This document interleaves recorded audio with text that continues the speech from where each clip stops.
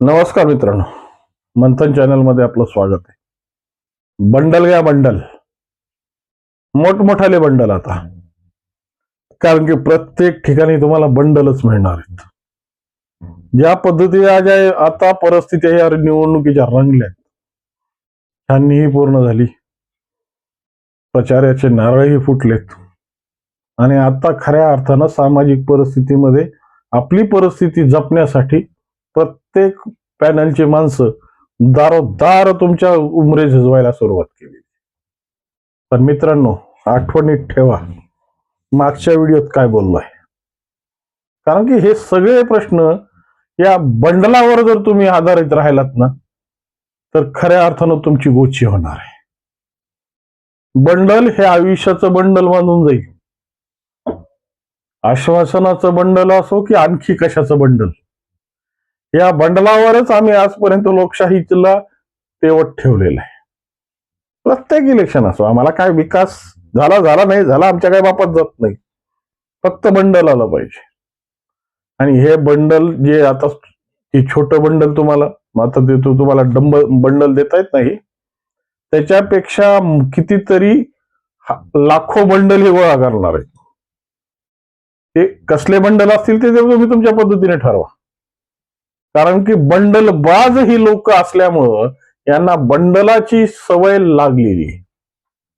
आणि सामाजिक क्षेत्रामध्ये हे बंडल तुमच्या आयुष्यातलं बंडल करून टाकतोय, कारण की प्रत्येक ठिकाणी आम्ही फक्त स्वार्थ बघणार आहेत. प्रत्येक ठिकाणी बघणार आहे की मला काय म्हणजे ते तुम्हाला एक गोष्ट सांगतो की जेव्हा आम्ही परिस्थिती कशी आमची बिघडते ना, या गोष्टीमध्ये खूप महत्वाचं आहे. जेव्हा 4 भावंड होती आणि 4 भावंडांना एक काम सांगण्यात आलं. ते काम असं होतं की ते वडील आणि त्यांना आणि ती घरातली परिस्थिती झाकणारं काम होतं. परंतु काय असतं की ती प्रत्येक गोष्ट ही आम्हाला आमच्या पद्धतीने लावायची सवय. मग वेगवेगळ्या युक्त्या, नवीन नवीन आलेख, नवीन नवीन पद्धतीची शक्ली लावून आपलं काम कशा पद्धतीनं सहजपणे होतं याची आम्हाला नेहमी सवय. मग त्या पद्धतीनं त्या त्या 4 जणांच्या वडिलांनी जे काम सांगितलं होतं, ते काम साधण्यासाठी लवकरात लवकर आपलं कशा पद्धतीने योग्य हे पटवण्यासाठी चालू झाल्या शक्ली. मग या शक्लीमध्ये सगळ्यात मोठा डाव फसला की एकाने एका जणाच्या विश्वासावर ही गोष्ट सगळी अधोरेखित केली होती आणि या सगळ्या गोष्टीला त्याच्या माध्यमातून लवकरात लवकर होईल म्हणून त्याच्याकडे आपलं काम सुपूर्द करून टाकलं. दुसऱ्याने प्रामाणिकपणे काम करण्याचा प्रयत्न केला, परंतु ते काम करताना त्याच्याकडे एक लक्षात आलं की इथं गेल्यानंतर आपल्याला अशा पद्धतीची विपदा येणार आहे किंवा या पद्धतीची कठीण समस्या जाणवणार आहे. त्यामुळे या कठीण समस्यासाठी तिथं वेगळ्या मार्गाचा वापर करा. तिसरा त्यापेक्षा धूर्त, त्याने या सगळ्या गोष्टीचा अशा पद्धतीने होरपोळ केला की या 4घांनी केलेलं काम मी कसं पूर्णत्वाला आणलं हे वडिलाला पटवून देण्याची त्याची तयारी होती. चौथा आपला इमानदार होता, निघाला सरधोपट काम करायला. अडचणी आला त्याचा सामना केला, प्रत्येक गोष्टीत त्यांनीही केलं. पण तिसऱ्याने जे डाव साधला होता त्या डावामध्ये हे तिघही अडकले आणि शेवटी वडिलाजवळ त्या तिसऱ्याची जी मोर्चे बांधणी झाली ना, तीच आज या लोकशाहीची अवस्था आहे. वास्तविक स्वरूपात कशा पद्धतीने अवडंबर बांधायची, कशा पद्धतीने स्वतःचं मत पटवून द्यायचं, ही जे धूर्तपणा जो कोणी जाणतो त्यालाच या लोकशाहीमध्ये महत्व आहे. त्यामुळं सामाजिक पातळीमध्ये इमानदारी आणि ज्या पद्धतीचे प्रश्न मांडणारा माणूस तुमच्या खऱ्या प्रतिनिधी असावा, तो बंडलबाज आणि बंडल गोळा करणारा नसावा, याकडे आपल्याला लक्ष वेधणं गरजेचं आहे.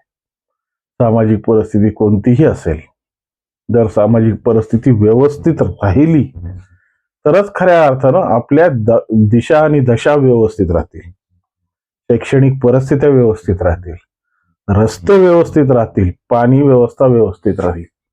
पण या संदर्भातून दीर्घकालीन उपाययोजना करण्यासाठी चांगल्या पद्धतीचा जनप्रतिनिधी आम्हाला निवडणं गरजेचं आहे. फक्त सध्याची परिस्थिती भागते आणि सध्याच्या परिस्थितीसाठी व्यवस्था होते, यासाठी जर बंडलबाजांवर तुम्ही विश्वास ठेवत असाल आणि या बंडलबाज तुम्हाला पुन्हा कसे बंडल तुमच्या डोळ्याच्या समोर पळवतील, याची जर तुम्हाला शाश्वती म्हणजे तुम्हाला जर चित्र पाहायचं असेल तर ठेवा या बंडलबाजांवर विश्वास. पण खऱ्या अर्थानं जे काही स्वतःच्या घामातून, स्वतःच्या कल्पक बुद्धीतून किंवा स्वतःच्या क्षमतेने एखाद्या गावाचा जर कायापालट करणारा उमेदवार असेल तर 100% त्याच्या पाठीमागं उभं राहिल्यानंतर काय मिळतं हे तुम्हाला 5 वर्ष मिळणार आहे. त्यामुळं सामाजिक परिस्थिती जपण्यासाठी या बंडलबाजांपेक्षा त्या चांगल्या लोकांकडे तुम्ही जर लक्ष दिलं आणि सामाजिक परिस्थिती बदलण्यासाठी तुम्ही योग्य ते उपाययोजना केल्या ना, तर ह्याच्यात तुमचंही कल्याण आहे, देशाचंही कल्याण आहे आणि आपल्या परिसराचंही कल्याण आहे. कारण की ही लोकच आपल्याला खऱ्या अर्थानं विकासाची दिशा आणि दशा बदलणार आहे. पण कसं आहे, आम्हाला ती आली की आमचं नियत बदलते. हे आलं की आमच्या स्तुती पाठाचं बखान सुरू होतं आणि हळूच 2-4 गोष्टी पडायला लागल्या की आम्ही वेगळ्या दिशेला धावू लागतो. त्यापेक्षा हे सोडा, हे सोडा, ह्याच्यात नाही आलं तरी चालेल, पण 5 वर्ष कमीत कमी कुणाच्या दारात जाऊन बॉम्बा मारायची वेळ येणार नाही याची शाश्वती ठेवा आणि या शाश्वतीलाच गृहीत धरून आपला लोकप्रतिनिधी निवडा. म्हणजे येणारा काळ खऱ्या अर्थानं सुख, समाधान आणि समृद्धीचा जाईल. याच्यापेक्षा मोठी शुभेच्छा मी देऊ शकत नाही.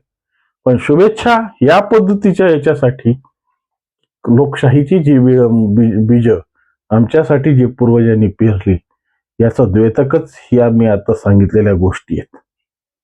कारण की लोकांनी लोकांसाठीच चालवलेलं राज्य म्हणजे लोकशाही. लोकांनी लोकांच्या हाताने लोकांचीच लावलेली वाट म्हणजे लोकशाही नाही.